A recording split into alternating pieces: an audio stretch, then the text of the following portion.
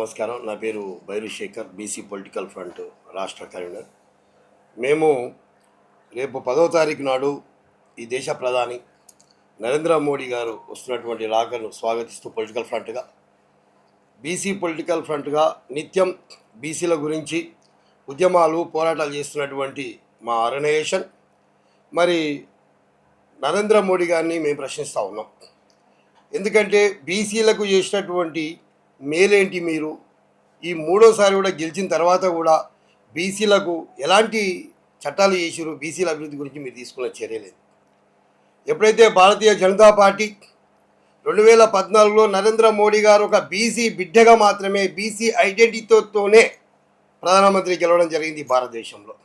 మొట్టమొదట గెలిచి ఆయన పార్లమెంటుని ఆ గుమ్మాన్ని ముద్దాడిపోయినప్పుడు ఒక బీసీ ఉద్యమకారుల, బీసీ పోరాట యోధులుగా మేమందరం చాలా సంతోషపడ్డాం.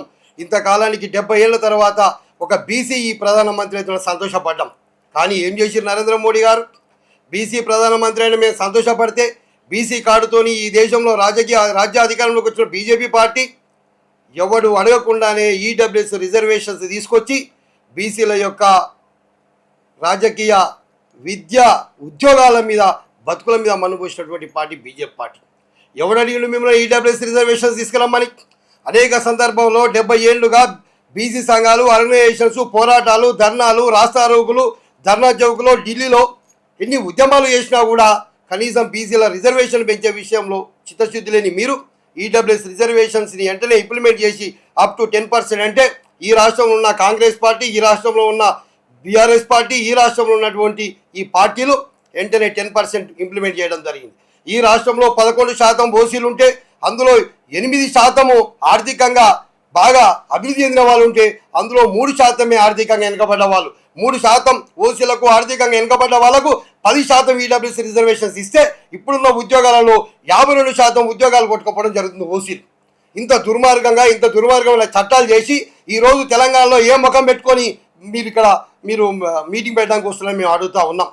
అదేవిధంగా ఒక మంత్రిత్వ శాఖ లేదు. అదేవిధంగా ఈ రాష్ట్రంలో బీజేపీ గెలిస్తే బీసీని ముఖ్యమంత్రి చేస్తా అని చెప్పి ఇక్కడ ఉన్నటువంటి బీజేపీ ఎల్పీ లీడర్ని కూడా మీరు ఓసీ వర్గాలకు ఇవ్వడం జరిగింది, ఓ రెడ్డి సామాజిక వర్గాలకు ఇవ్వడం జరిగింది. అదేవిధంగా బీజేపీ రాష్ట్ర అధ్యక్షుడు రామచంద్రరావుకి ఇవ్వడం జరిగింది, ఒక బ్రాహ్మణ సామాజిక వర్గం. ఇక్కడ ఉన్నటువంటి 33 జిల్లాలో ఉన్నటువంటి అధ్యక్షులు మొత్తం 90% ఓసీ వర్గాలకే ఇచ్చారు. మీరు ఎక్కడుంది మీకు చిత్తశుద్ధి? మీరు ఏమైనా బీజేపీ అంటే బ్రాహ్మణ బనియా పార్టీ, మనువాద పార్టీ అనేది ఒక ముద్ర పడ్డది, దాన్నే మీరు అమలు చేస్తూ ఉండరు. మీరు మనువాద ఎజెండాని నార్త్ ఉత్తర భారతదేశం చేశారు, కానీ దక్షిణ భారతంలో చెల్లని మేము హెచ్చరిస్తూ ఉన్నాం. అదేవిధంగా బీసీల కోసం, విద్యా ఉద్యోగాల కోసం, రాజకీయాల్లో స్థానిక సంస్థల రిజర్వేషన్స్ కోసం 2 బిల్లులు చేసి పంపిస్తే ఇక్కడి నుంచి కనీసం దేశంలో కానీ ఆ పార్లమెంట్లో 9th షెడ్యూల్లో పెట్టి, పార్లమెంట్లో రాజ్యాంగ సవరణ చేసి 9th షెడ్యూల్లో పెట్టమంటే ఇంతవరకు నిమ్మకు నీరెత్తినట్టుగా ఉండరు. అందులో ముస్లిమ్స్ ఉన్నారన్నారు. ఈ ముస్లిమ్స్ పేరు మీద అర్థం కానటువంటి బీజేపీ ఎమ్మెల్యేలు మా తెలంగాణ రాష్ట్రంలో, మా దళితులు, మా కర్మ కాకపోతే 8 మంది మంత్రులు ఉంటే అందులో ఒక ఈటల రాజేందర్ గారే పార్లమెంట్లో మాట్లాడడం జరిగింది. మిగతా 7 మంది నోరు మూసుకొని కూర్చున్న ఎంపీలు. వాళ్ళకి అర్థమైతే కదా, మరి వాళ్ళ కాన్సెప్ట్ తెలియదా? వాళ్ళకి బీసీ అంటే సోయలేదా? మాకు అర్థమైతే లేదు. అదేవిధంగా ఇక్కడ 8 మంది ఎమ్మెల్యేలు ఉన్నారు, ఒక్కరు కూడా అడగరు. ఎవరంటే ముస్లిమ్స్ అంటారు. ముస్లిమ్స్ని బీజేపీ ముఖ్యమంత్రి అభ్యర్థిగా గుజరాత్లో ఉన్నప్పుడే నరేంద్ర మోడీ గారే ముస్లిమ్స్ని 17 కులాలను బీసీలో చేర్చినటువంటి విషయం అనేక సందర్భంలో మా పొలిటికల్ ఫ్రంట్ ఇంటలెక్చువల్ ఫోరం మీటింగ్లు పెట్టినాం, మేము అనేక సందర్భంలో చెప్పినాం. కానీ మీరు బీసీల విషయంలో ఎలాంటి 47% రిజర్వేషన్స్ కనుక మీరు చట్టబద్ధత చేసి ఉంటే ఇలా బీసీలు రాజకీయంగా, ఆర్థికంగా, సామాజికంగా, విద్యా ఉద్యోగాలలో 47% ఉండేవాళ్ళు. ఇవాళ బీజేపీ మత రాజకీయాలు కానీ, దేవుడి రాజకీయాలు కానీ, హిందుత్వ రాజకీయాలు చేస్తున్నటువంటి సందర్భంలో మరి మేమెట్లా నమ్ముతాం బీసీలని? మేము హిందువులు రాజ్యం కావాలంటే మరి హిందువులో ఉన్నటువంటి 80% మంది బీసీ హిందువులు ఉంటారు. మరి మీరు ఇదే 42% చట్టబద్ధత చేసి ఉంటే, రాజ్యాంగ సవరణ చేసి మాకు స్థానిక సంస్థల్లో కూడా, చట్టసభలో కూడా రాజకీయ రిజర్వేషన్లు ఉంటుంటే మరి 42% ఉన్నటువంటి హిందూ బీసీలు ఎమ్మెల్యేలుగా, మంత్రులుగా అయ్యేవాళ్ళు కదా. అదేవిధంగా సర్పంచులు, జడ్పీటీసీలు, ఎంపీటీసీలు 47% అయ్యేవాళ్ళు కదా. కానీ ఈరోజు మీకు ఎక్కడ లేదు. హిందుత్వ ఎజెండా పెట్టుకొని మీరు ముందు పోతురు. హిందుత్వ ఎజెండా ఓన్లీ బ్రాహ్మణ బనియా ఎజెండా, ఆధిపత్య వర్గాల ఎజెండా తప్ప అది బీసీల ఎజెండా కాదు. మీకు నిజంగానే హిందుత్వం మీద ప్రేమ ఉంటే, మీరు నిజంగానే హిందుత్వ భావజాలంతోనే పనిచేయాలనుకుంటే 80% ఉన్న బీసీ హిందువుల గురించి ఎందుకు ఆలోచిస్తారని మేము ప్రశ్నిస్తూ ఉన్నాం. ఖచ్చితంగా మీరు ఇక్కడ సభ పెడుతున్నారు. సభా వేదిక నుంచి 47% రిజర్వేషన్స్ని మేము చట్టబద్ధత చేస్తాం, పార్లమెంట్లో పెట్టి రాజ్యాంగ సవరణ చేసి మేము ఇంప్లిమెంట్ చేస్తామనేటటువంటి వాగ్దానం ఇచ్చిపోవాలి నరేంద్ర మోడీ గారు. ఇక్కడ ఉన్నటువంటి 8 మంది ఎంపీలు, 8 మంది ఎమ్మెల్యేలు కూడా ఖచ్చితంగా ఈ ప్రకటన చేయించాలని మేము హెచ్చరిస్తూ ఉన్నాం, డిమాండ్ చేస్తూ ఉన్నాం పొలిటికల్ ఫ్రంట్గా. అదేవిధంగా బీసీలకు మంత్రిత్వ శాఖ ఏర్పాటు చేయాలి, అదేవిధంగా బీసీలకు రక్షణ చట్టాన్ని కూడా ఏర్పాటు చేయాల్సినటువంటి అవసరం ఉంది. ఆంధ్రప్రదేశ్లో ఏదో రక్షణ చట్టం ముసాయిదా ఏర్పాటు చేస్తూ ఉన్నారు, నిర్మాణం జరుగుతూ ఉంది. అదేవిధంగా జాతీయ స్థాయిలో బీసీ రక్షణ చట్టం తీసుకురావాల్సినటువంటి అవసరం ఉన్నదని మేము హెచ్చరిస్తూ ఉన్నాం.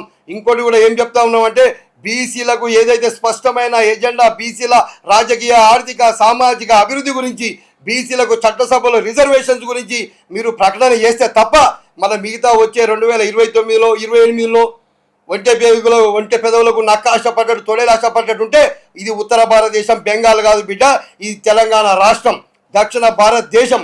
ఇది ద్రవిడ సంస్కృతితోని, తెలంగాణ ఉద్యమ పోరాట పటిమతోని, ఉద్యమ జ్వాలతో ఉన్నటువంటి బిడ్డలు. ఇక్కడ మీ పప్పులు ఉడకవు, మీరు మాయ చేస్తాం, మంత్రం చేస్తాం, మత రాజకీయాలు చేస్తాం, దేవుడు రాజకీయాలు చేస్తాడే ఈ ప్రాంతంలో కుదరదు.